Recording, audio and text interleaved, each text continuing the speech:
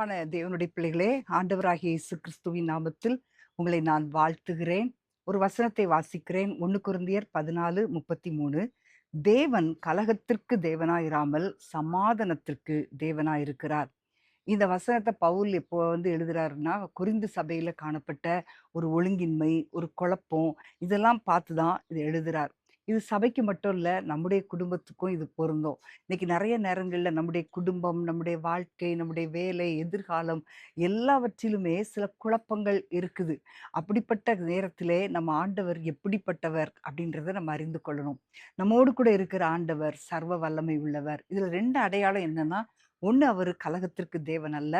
இன்னொன்னு சமாதானத்தின் தேவன். அப்போ நம்ம எப்படி ஆண்டவர அறிந்து கொள்ளுகிறோமோ, அப்படிதான் நம்முடைய வாழ்க்கையில விசுவாசமும் காணப்படும். இன்னைக்கு நெறைய பேர் சொல்றோம் இல்லையா? நெறைய நேரங்கள்ல என் வாழ்க்கையில ரொம்ப குழப்பமா இருக்கு. அதே மாதிரி சில காரியங்கள் முடிவெடுக்க வேண்டிய சில வேலைகள் பார்க்க வேண்டிய காரியங்கள்ல ஒரு முடிவெடுக்கும்போது, "இது எனக்கு ரொம்ப குழப்பமா இருக்கு" அப்படின்னு சொல்றத நம்ம கேட்டுருக்கிறோம். அதே மாரி பிள்ளைகளுடைய திருமண காரியத்த நம்ம அ ந செய்யும்போது, இது எது செலக்ட் பண்ண? எப்படி மாப்பிள்ளைய தேர்ந்தெடுப்பது? எப்படி பெண்ண தேர்ந்தெடுப்பது? இப்படி சில காரியங்கள்ல நமக்கு குழப்பம் உண்டாகும்.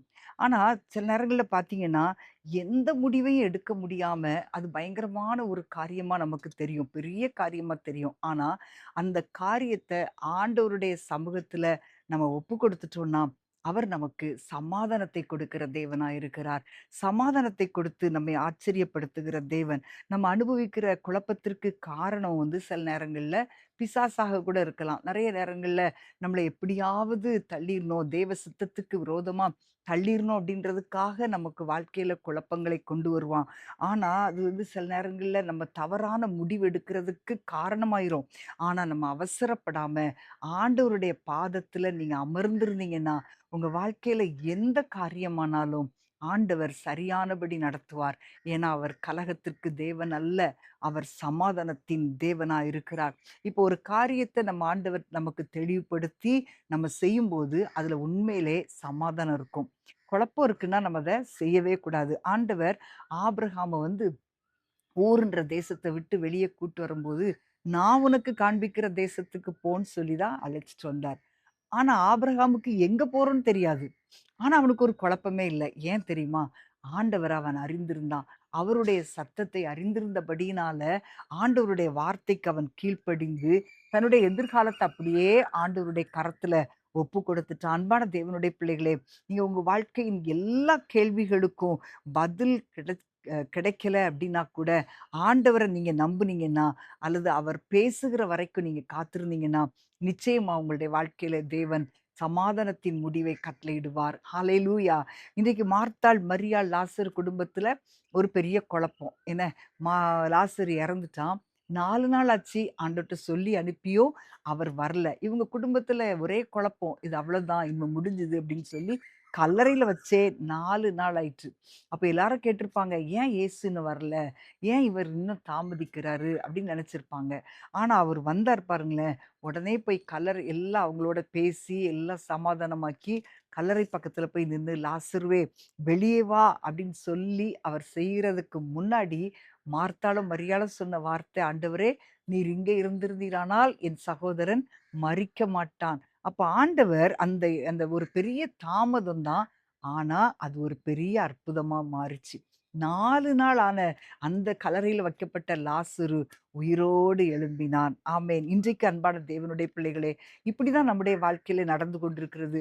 இப்ப நம்ம சில காரியங்கள் நடக்கலன்னோனே, "ஏன் எனக்கு தாமதமாகுது? ஏன் எனக்கு இப்படி இருக்குது?" நம்ம வாழ்க்கையில எடுக்கிற ஒரு சில திட்டங்களாக இருக்கலாம். உங்களுக்கு ஒரு தாமதமாக காணப்படுதா? அப்ப ஆண்டவர நோக்கி பார்த்து, அவருடைய காரியத்துக்கு நம்ம காத்திருக்கும்போது, அவருடைய காலத்துக்கு நம்ம காத்திருக்கும்போது, எந்த சத்துருவும் நமக்கு குழப்பத்த உண்டு பண்ணவே முடியாது.